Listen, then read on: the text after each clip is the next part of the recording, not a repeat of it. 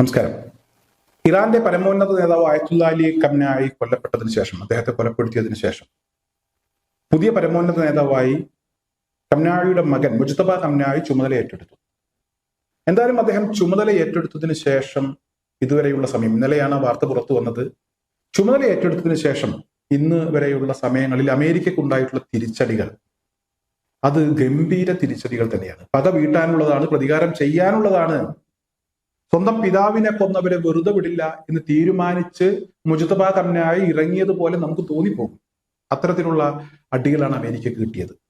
എന്നാൽ അദ്ദേഹം ഈ ഒരു സ്ഥാനം സ്വീകരിക്കുന്നതിന് മുമ്പ്, അദ്ദേഹത്തെ സ്വീകരിക്കുന്നതിന് വേണ്ടിയാണെന്ന് തോന്നുന്നു, ഇറാൻ സൈന്യം പൊട്ടിച്ച ആചാര വെടിയിലും അമേരിക്കക്ക് വലിയ പരിക്കേറ്റിട്ടുണ്ട്, ഗുരുതരമായിട്ടുള്ള നഷ്ടങ്ങൾ സംഭവിച്ചിട്ടുണ്ട്. അതായത് കഴിഞ്ഞ ദിവസം ഗൾഫ് രാജ്യങ്ങളിലേക്ക് ഇനി ആക്രമണം ഉണ്ടാകില്ല എന്ന് ഇറാൻ പറഞ്ഞു. അവർ പറഞ്ഞതിന് ശേഷം ഇനി ക്യാമ്പുകളിൽ സ്വസ്ഥമായി ഇരിക്കാമെന്ന് തീരുമാനിച്ച് തിരിച്ചെത്തിയ സൈനികർക്ക് നേരെ ഇറാൻ തൊട്ടടുത്ത ദിവസം ആക്രമണം നടത്തി. ആ ആക്രമണം ഇപ്പോഴും തുടർന്നുകൊണ്ടിരിക്കുകയാണ്. എന്തായാലും ഇവിടെ ആക്രമിക്കില്ല എന്ന് പറഞ്ഞതിന് ശേഷം നടത്തിയ ആക്രമണം, അമേരിക്കയും ഇസ്രായേലും ഒക്കെ സ്ഥിരമായി പറയുന്ന രീതിയിൽ തന്നെ ഇറാൻ പ്രവർത്തിച്ചു.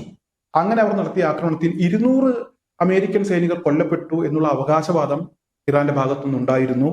നിരവധി അമേരിക്കൻ സൈനികരെ തടവിലാക്കിയിട്ടുണ്ട് എന്നും അവർ അവകാശപ്പെട്ടിരുന്നു. എന്തായാലും ഇവിടെ ആദ്യം അവർ ഉന്നയിച്ച അവകാശവാദം അത് ശരിയാണ് എന്ന് തെളിയിക്കുന്ന ചില ഫോട്ടോകൾ ഇന്നലെ അന്താരാഷ്ട്ര മാധ്യമങ്ങൾ പുറത്തുവിട്ടിട്ടുണ്ട്.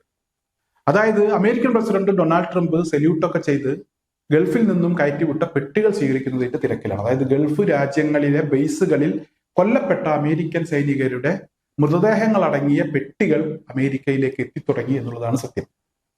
എന്തായാലും അതിനുശേഷം ഇന്ന് വരെ ഇവിടെ അമേരിക്കൻ ബേസുകളെ ലക്ഷ്യം വെച്ചുകൊണ്ട് ഇറാന്റെ ശക്തമായ ആക്രമണം നടക്കുന്നുണ്ട്.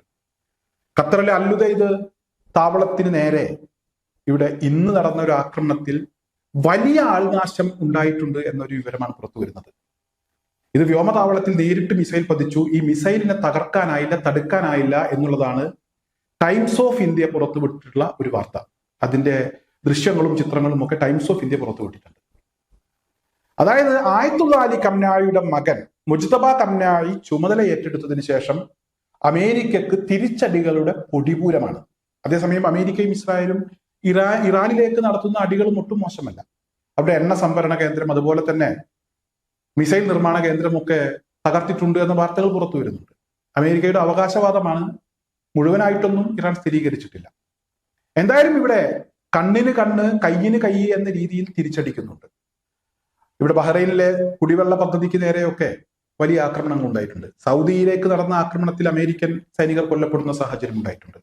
അങ്ങനെ തുടർച്ചയായ അമേരിക്കൻ ബേസുകൾക്ക് നേരെ അടിക്കുന്നുണ്ട്. ഇറാനിലും വലിയ നഷ്ടങ്ങൾ ഉണ്ടായിട്ടുണ്ട്.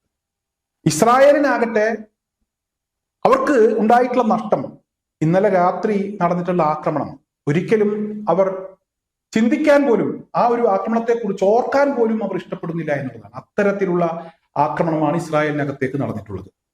ചില ആളുകൾക്കൊക്കെ സംശയങ്ങളുണ്ട്. ചില ആളുകളൊക്കെ നേരിട്ട് വിളിച്ചു തുടങ്ങി. നല്ല വാക്കൊന്നും അല്ല പറയുന്നത്, വൃത്തികേടുകളാണ് വിളിച്ചു പറയുന്നത്. വാട്സാപ്പിലൊക്കെ അയക്കുന്ന മെസ്സേജുകൾ ഈ അമേരിക്കക്കും ഇസ്രായേലിനും എതിരെ പറയുന്നു, അല്ലെങ്കിൽ ഉള്ള കാര്യം പറയുന്നു എന്നുള്ളതിന്റെ പേരിലാണ് ചില ആളുകൾക്കൊക്കെ കുരുപൊട്ടുന്നത്. അത്തരത്തിലുള്ള ചില ആളുകളെ തുറന്നു കാണിക്കേണ്ടി വരും ദിവസങ്ങളിൽ എന്നാണ് ഞാൻ മനസ്സിലാക്കുന്നത്. എന്തായാലും ഇപ്പോൾ പറയുന്നില്ല. അതായത് എവിടെ നിന്നാണ് ഈ വാർത്ത കിട്ടുന്നത് എന്നൊക്കെയാണ് ചോദിക്കുന്നത്. ജനം TV മാത്രമാണ് കാണുന്നത്, അല്ലെങ്കിൽ അതുപോലുള്ള ചില സംഘപരിവാർ ചാനലുകൾ മാത്രമാണ് ഇത്തരക്കാർ കാണുന്നത്. അതുകൊണ്ട് ഇവർക്ക് കൂടുതൽ വിവരങ്ങളൊന്നും അറിയാൻ കഴിയുന്നില്ല. മറ്റു മാധ്യമങ്ങളൊന്നും ഇവർ പരിശോധിക്കുന്നില്ല. ഉള്ള കാര്യം പറയുമ്പോൾ അവർ വല്ലാതെ കുരുപൊട്ടുന്ന ഒരവസ്ഥയിലേക്ക് പോവുകയാണ്. എന്തായാലും ഇസ്രായേലിനകത്തേക്ക് നടത്തിയ, ടെല്ലവീവിനകത്തേക്ക് നടത്തിയിട്ടുള്ള ആക്രമണം അതിഭീകരമാണ്. ഇസ്രായേലിലെ പ്രമുഖരായിട്ടുള്ള ആളുകൾ, മന്ത്രിമാർ ഉൾപ്പെടെയുള്ള ആളുകൾ ഇവിടെ ബങ്കറുകൾക്കടിയിൽ ഒളിച്ചിരിക്കുകയാണ് എന്ന കാര്യം നമ്മളിവിടെ കഴിഞ്ഞ സമയങ്ങളിലൊക്കെ പറഞ്ഞതാണ്. അവരൊക്കെ ബങ്കറിനടിയിലേക്ക് പോയിട്ടുണ്ട്. അത്തരത്തിലൊരു ബങ്കർ ഇവിടെ ഇറാൻ മിസൈലുകൾ വിക്ഷേപിച്ചത് തകർത്ത് കളഞ്ഞു എന്നുള്ളൊരു വാർത്തയാണ്. ഈ ഒരു ആക്രമണത്തിലും നിരവധി ആളുകൾ കൊല്ലപ്പെട്ടിട്ടുണ്ട്. അതുപോലെ തന്നെ ഒരുപാട് വാഹനങ്ങൾ കത്തിനശിച്ചിട്ടുണ്ട്. സമീപത്താകെ വലിയ കേടുപാടുകൾ, കെട്ടിടങ്ങളൊക്കെ തകർന്നു വീഴുന്ന ഒരവസ്ഥയുണ്ടായിട്ടുണ്ട് എന്ന വാർത്തയും ഇവിടെ അന്താരാഷ്ട്ര മാധ്യമങ്ങൾ പുറത്തുവിട്ടിട്ടുണ്ട്.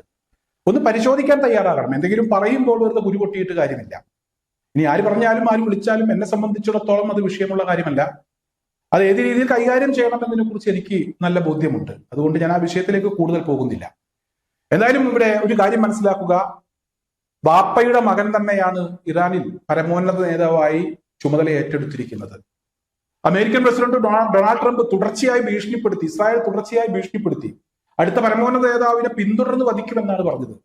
എന്നാൽ പിന്തുടർന്നൊന്ന് വധിച്ച് കാണിക്കുക എന്ന് പറഞ്ഞ് നെഞ്ചുറപ്പോടുകൂടെ ചങ്കൂറ്റത്തോടുകൂടെ ആ സ്ഥാനത്ത് വന്നിരുന്ന് പക വീട്ടാനുള്ളതാണ്, പ്രതികാരം അത് ചെയ്തിരിക്കുമെന്ന് ഉറക്കെ പ്രഖ്യാപിച്ച അമേരിക്കയെയും ഇസ്രായേലിനെയും വെള്ളം കുടിപ്പിക്കുന്നു. അവരുടെ താവളങ്ങൾക്ക് നേരെ, അവരുടെ താല്പര്യങ്ങൾക്ക് നേരെ തുടർച്ചയായി ആക്രമണങ്ങൾ അഴിച്ചുവിടുന്നു. പിടിച്ചു നിൽക്കാൻ കഴിയാതെ അമേരിക്കയും ഇസ്രായേലും വെള്ളം കുടിക്കുന്ന കാഴ്ച തന്നെയാണ് കാണാൻ കഴിയുന്നത്. അതേസമയം ഞാൻ പറഞ്ഞു, ഇറാനിൽ വലിയ നഷ്ടങ്ങൾ ഉണ്ടായിട്ടുണ്ട്, വലിയ തിരിച്ചടികൾ ഇറാനിൽ ലഭിച്ചിട്ടുണ്ട്. പക്ഷേ അതൊക്കെ നമ്മൾ പ്രതീക്ഷിച്ചതാണ്. കാരണം ഇറാനകത്തേക്ക് ആക്രമണം നടത്താൻ അവർക്ക് വലിയ പ്രശ്നങ്ങളൊന്നുമില്ല. അവരുടെ പ്രതിരോധ സംവിധാനങ്ങളും ഇന്റലിജൻസ് സംവിധാനങ്ങളും ഒക്കെ കുറച്ച് വീക്കാണ്. ലോക പോലീസ് എന്ന് പറയുന്നത് അമേരിക്കയും ഇസ്രായേലുമാണല്ലോ. അവർക്ക് തിരിച്ചടി കിട്ടുമ്പോൾ ഇറാൻ നടത്തുന്ന പ്രത്യാക്രമണങ്ങൾ തന്നെയാണ് ഇവിടെ വാർത്ത. അത് അവർ പ്രതീക്ഷിക്കാത്ത രീതിയിലുള്ള പ്രത്യാക്രമണങ്ങൾ, പുതിയ പുതിയ മിസൈലുകൾ ഇസ്രായേലിനകത്തേക്കും അമേരിക്കക്കെതിരെയും പ്രയോഗിക്കുന്നു. അത് വിജയം കാണുന്നു, അത് ലക്ഷ്യത്തിലെത്തുന്നു എന്നുള്ളത് വളരെയധികം പ്രാധാന്യമുള്ള വാർത്ത തന്നെയാണ്. അക്കാര്യത്തിൽ ഒരു തർക്കവുമില്ല. അത്തരത്തിൽ അറിയുന്ന കാര്യങ്ങൾ ഇനിയും പറയും, ഇനിയും അത് ജനങ്ങളിലേക്ക് എത്തിക്കും എന്ന് തന്നെയാണ് എനിക്ക് ഈ ഒരു അവസരത്തിൽ പറയാനുള്ളത്.